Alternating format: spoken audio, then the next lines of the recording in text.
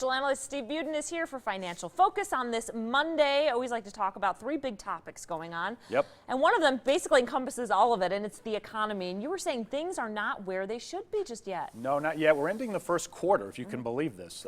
March 31st is Thursday, so you're seeing a lot of quarterly reports beginning to get issued.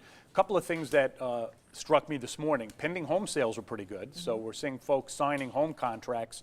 Whether they can close or not is another story.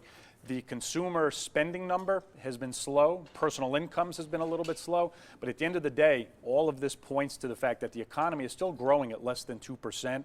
The gross domestic product revisions for the fourth quarter showed the economy was up 1.4. We're seeing estimates now sub 1%.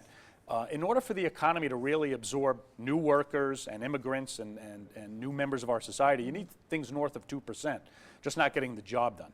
Are we going to? Do you foresee it? Do you see it changing? I don't. I actually was reading an interesting article over the weekend from the former Fed chairman, Ben Bernanke, who said, for the most part, the Fed can really not do much more.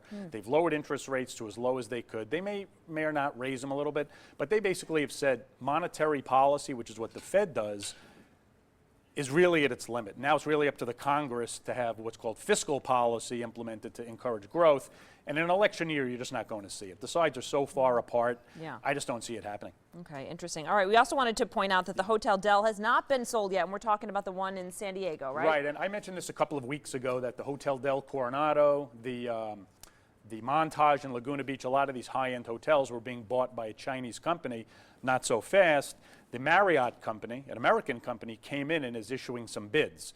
So in the interest of free markets, in the interest of being accurate, I just wanted to say that the hotel has not been sold yet. There's now a bidding war. Okay. So just like with your house, for example, multiple buyers coming in. We'll see how high it goes. All right. I wish that was the case for my house. All right. Georgia, we were talking this morning. We just had a story about this bill happening there, and you were saying this is a big deal for finances. Yeah, it is, and I keep the politics out of it, but the fact that, Georgia, a southern state, fairly conservative, you had the governor veto this bill, just shows really the power of the purse. A lot of major corporations from Disney and, of course, the NFL. Once the NFL threatens to pull a Super Bowl out of your city, that gets your attention, and the NFL actually did threaten to not allow Atlanta to bid on a coming Super Bowl.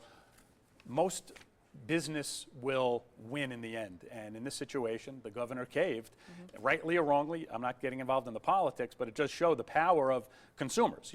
A lot of corporations did threaten to pull their businesses out, but every day we vote with our wallet, and don't ever underestimate that. Got it. All right, Steve, thanks so much for joining us. Sure.